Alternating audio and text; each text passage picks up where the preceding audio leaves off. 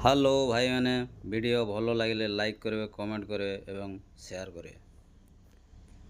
ମହାରାଜ ଆକବର ତାଙ୍କର ଦୁଇ ପୁତ୍ରଙ୍କୁ ଧରି ନଦୀରେ ଗାଧୋଇବା ପାଇଁ ମନ କଲେ।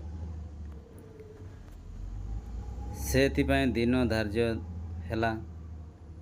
ନିର୍ଦ୍ଦିଷ୍ଟ ଦିନ ଆକବର ଦୁଇ ପୁତ୍ର ଓ ବୀରବରଙ୍କୁ ସାଙ୍ଗରେ ନେଇ ଗାଧୋଇବା ପାଇଁ ବାହାରିଲେ। ନଦୀ କୂଳରେ ପହଞ୍ଚିବା ପରେ ସେମାନେ ସମସ୍ତେ ନିଜ ନିଜର ବସ୍ତ୍ର ଓହ୍ଲାଇ ବୀରବରଙ୍କୁ ଧରିବା ପାଇଁ ଦେଲେ।